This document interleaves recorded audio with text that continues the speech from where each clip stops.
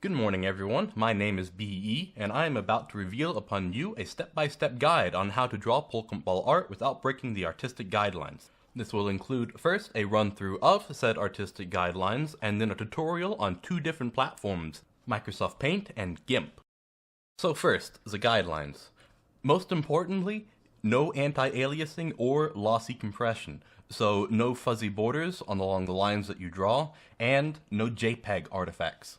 Secondly, draw everything yourself, no copying and pasting flags from the wiki or images off of Google Images. Thirdly, no body parts or facial hair on the balls. There are a few exceptions to this, like Marxism beard, but mostly they're banned. Next, no circle tools used on the balls. You have to draw everything yourself. There is an exception to this one as well, Quarkism. Pupils as well are banned. Ball eyes should be empty and white. Again, one exception to this, Quarkism. Outlines for the balls needs to be solid color, black, and closed. There are no specific guidelines as to how thick or thin the lines can be, but please be reasonable. Ultra thick or 1 pixel wide outlines are subject to moderator discretion. Speaking of moderator discretion, I would like to introduce you to this nifty chart right here.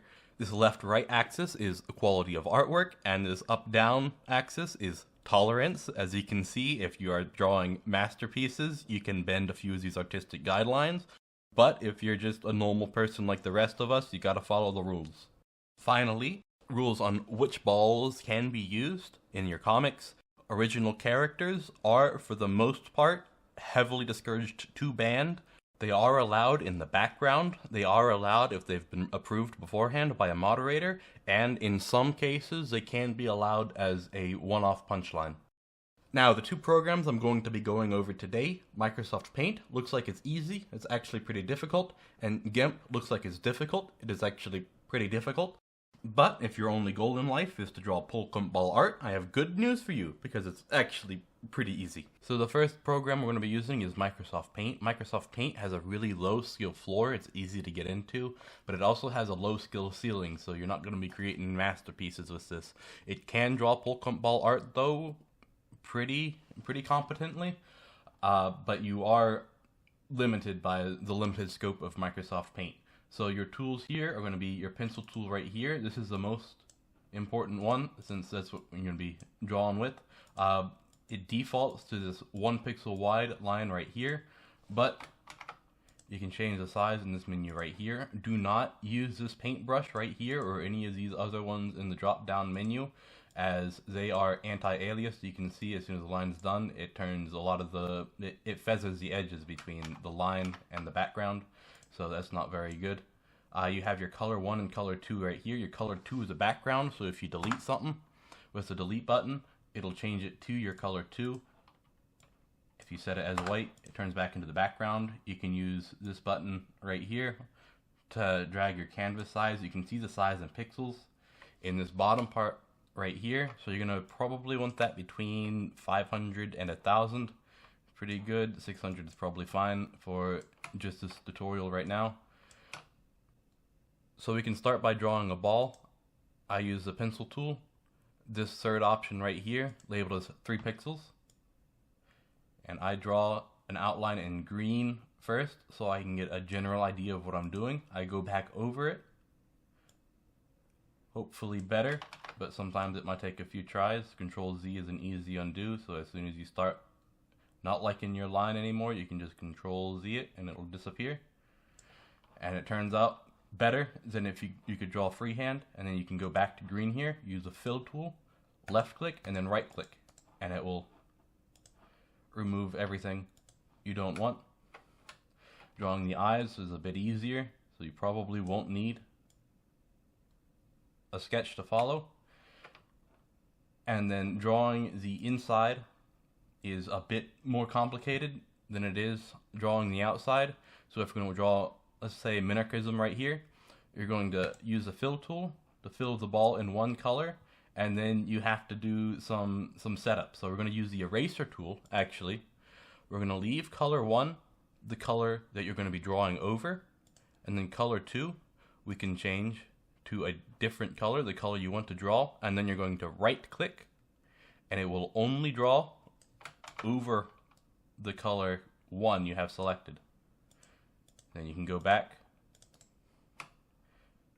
And there we go. There's kind of minarchism. There are set colors you're supposed to use to draw these balls. You can find them in edit colors over here. You have to try and go find it. In the polcompball wiki, you will find hex values. Paint does not appear to have a hex value input here, but you can decode those into RGB values if you really want to go that far, or you can take a screenshot, use the dropper tool right here on said screenshot, and just copy the balls that way, copy the colors that way. To do shading, let's try some shading. So we'll take the color we're going to be shading over right here, leave color 1 as that color, color 2, we'll go to edit colors, change this luminosity right here to somewhere around 10 below.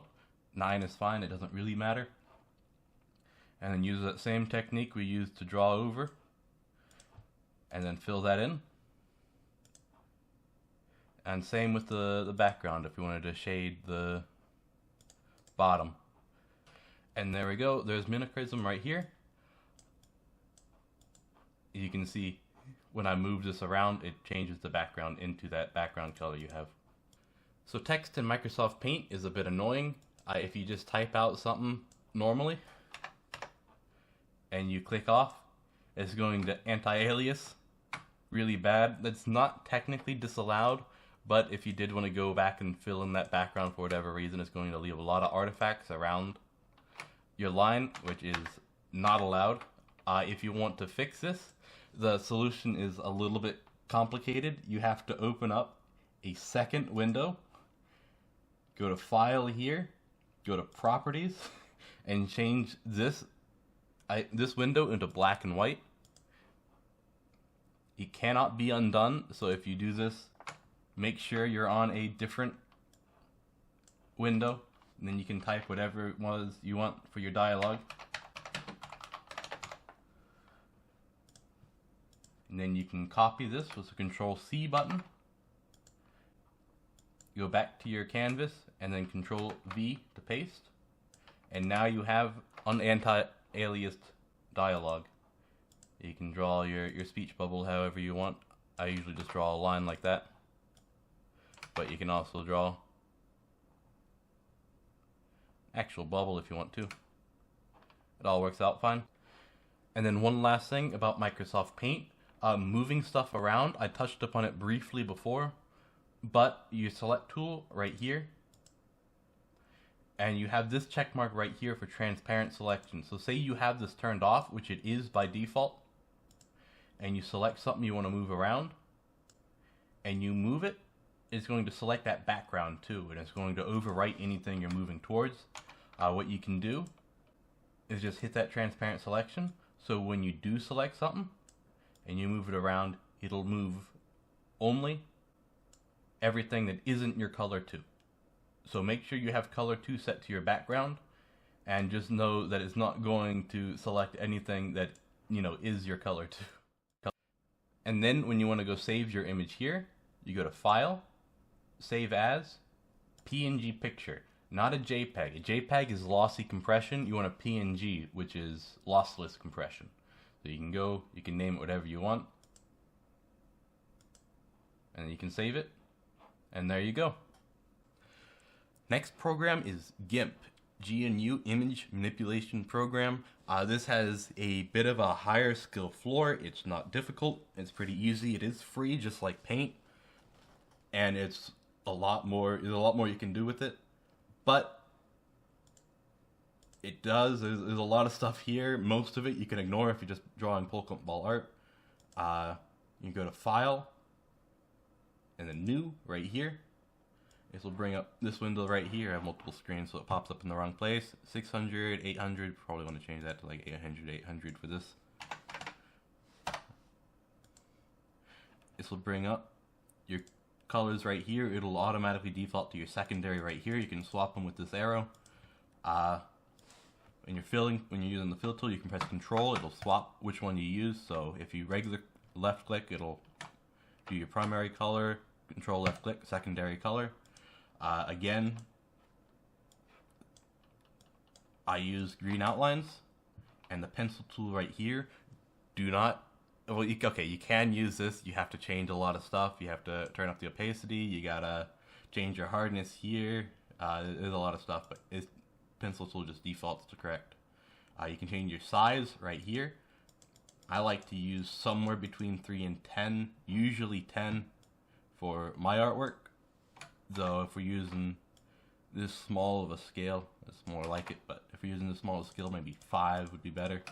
Again, there is no technically rule against giant outlines, but they don't look nice, so I would not recommend it. So let's go and create outline here. Again, pretty wonky, but it doesn't matter because we have a black we can use. Go over it. Something you can do as a GIMP that you can't do as Paint is layers. You can go here, new layer, and now you can draw over this, and all you need to do is hide this and it'll get rid of it. You hide this, you can fill the back here, or you can have another layer here in the background that's actually white too, so when you get rid of this, it shows that layer as a background. There's all sorts of stuff you can do with GIMP that you can't do with Paint. Let's go back. Here you can also just do the same thing as Paint though and just draw right over it.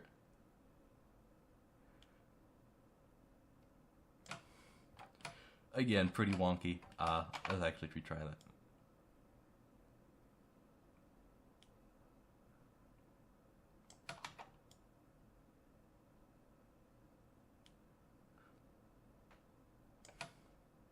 That's good enough. This is just a tutorial. Oh, another thing you can do with GIMP actually that makes it a lot easier, use this selection tool right here, is select by color. It will select every single pixel of this color in the whole image. You can just press delete right here. Sometimes you might get a transparent layer if this layer, let's go layer, transparency, add alpha channel. Sometimes it will default to this already being on, so if you do that, select delete, it'll actually just delete the entire pixels off the face of the earth, replace it with nothing. If that happens to you, just go here, transparency, remove alpha channel, make sure white is your secondary color when you do that, because if it's black and you select something that intersects with an already drawn outline, then it'll delete that. Black is your secondary, then you go to layer, transparency, remove alpha channel. All of a sudden you can't separate these anymore. But yeah, let's draw your eyes, however you want to draw them. And then this is where GIMP has a significant advantage on Paint. You can use this selection tool right here. This isn't select by color, the entire color everywhere in the image. This is just select a small area. So right now we have the contiguous, whatever. All the pixels are the same color that are touching each other, which means if we go to draw with our red right here, it'll leave alone everything that's not selected. So that makes it a lot easier to draw. And then you can also change your brush size if you're trying to draw small things like the stars. I skipped it on Paint. And again, we're not asking okay, that's extremely bad, but we're not asking for a masterpiece here. We just want some artistic integrity. And then that's GIMP here. This is very bright red.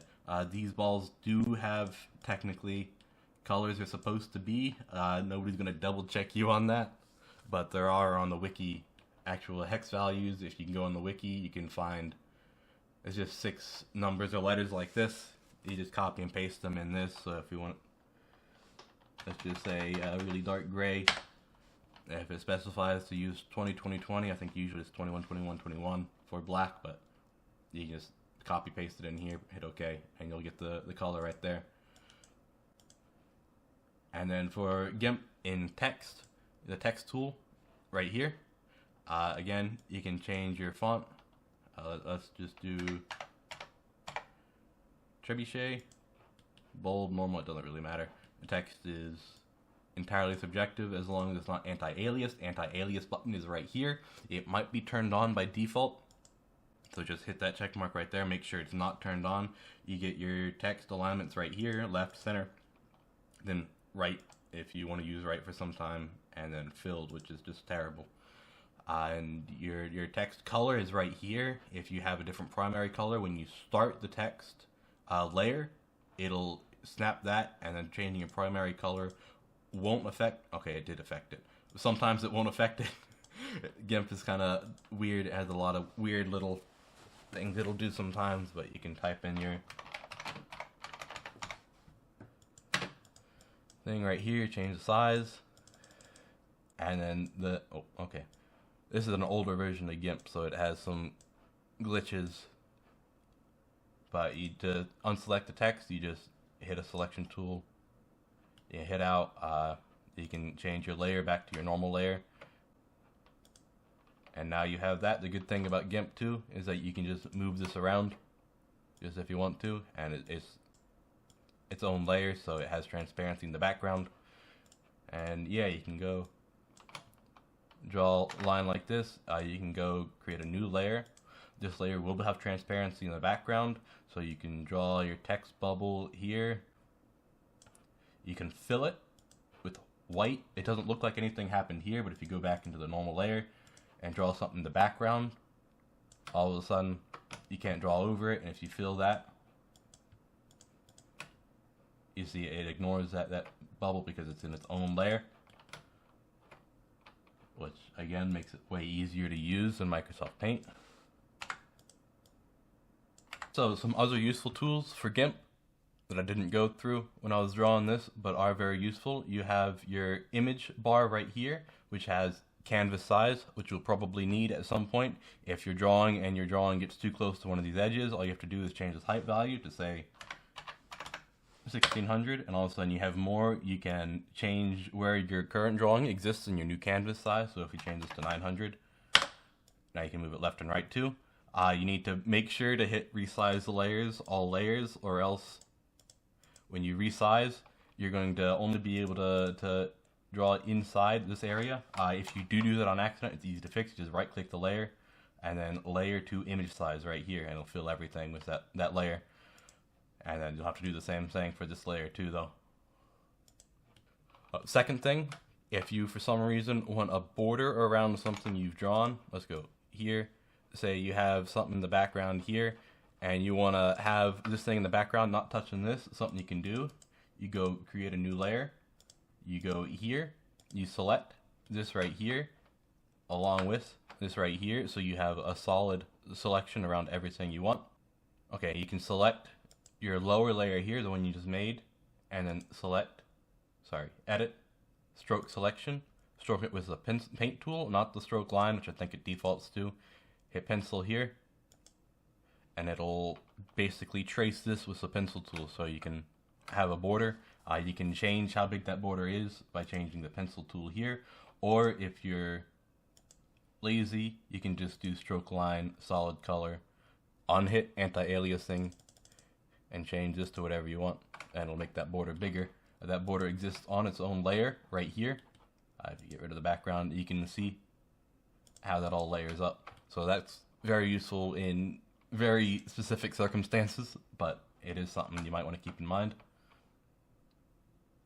And then you also have all your different selection tools. You have the normal rectangular select. You can control, drag to deselect, and then if you already have something selected and you want more selected, but to keep this selected, you shift and select, and it'll add this new section to your current selection. So you can, let's go here, you can cut and paste this and move it around, and it'll stay in that shape that you selected. Then you also have your lasso tool right here, which you basically draw a selection. If you aren't drag clicking, it'll have lines like this, and you can keep going and just have straight edges until you reach that point where you started again. And then again, you can just cut and paste that, move it whatever, or you can copy it too.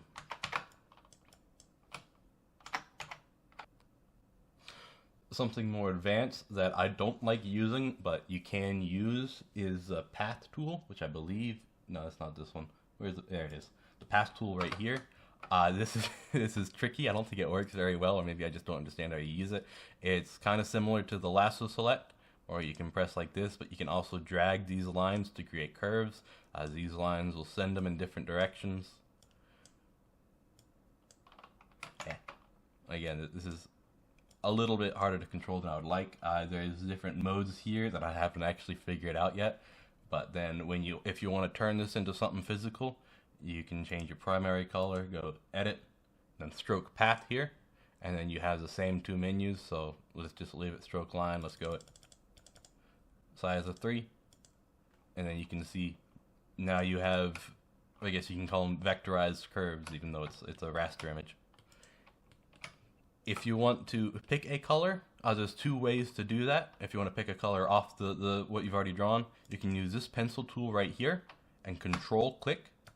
It'll add that color to your primary color. Or you can go to this little dropper right here, and then you just regular click to add it to your primary color, or control click to add it to your secondary color. Some other stuff that you have but probably won't be using, you have the rotate tool here, which will just rotate either the entire layer or your selection. One thing about the rotate tool is, as long as you have anti-aliasing turned off, which interpolation right here, none, as un-anti-aliased, then you get these weird jagged lines with interruptions and all sorts of messy stuff. This can be useful if you're messing with a sketch in the background that you plan to trace over, but I wouldn't recommend using anything that you've rotated just based off in your final drawing. The scale tool right here, again, will leave funny artifacts if you don't have interpolation turned on, and if you do have interpolation turned on, it'll add some sort of anti-aliasing.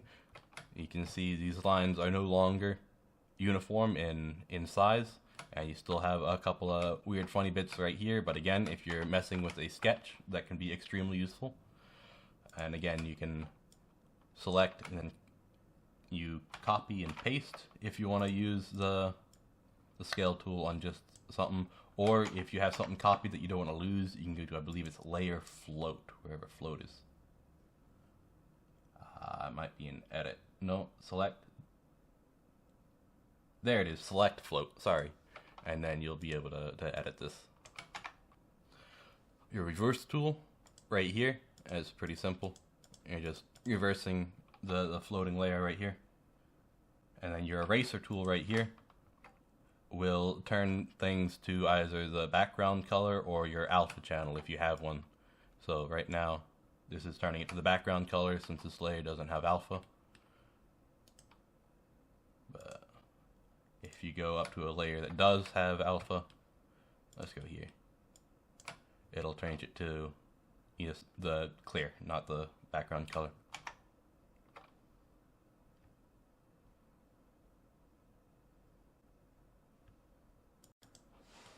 And there you go, that's basically GIMP. Now, the thing about GIMP, there's a lot more to exporting than there is to paint. It's not difficult, but there are ways you can go wrong. You just go to File right here, Export As, find the place you want to export it as, type in your name. Here. Now, the file extension here is important. You want to export it again as a PNG. If you do something funny like a JPEG, and hit export, it'll bring up this window right here. If you really want to mess something up, you can turn the quality all the way down.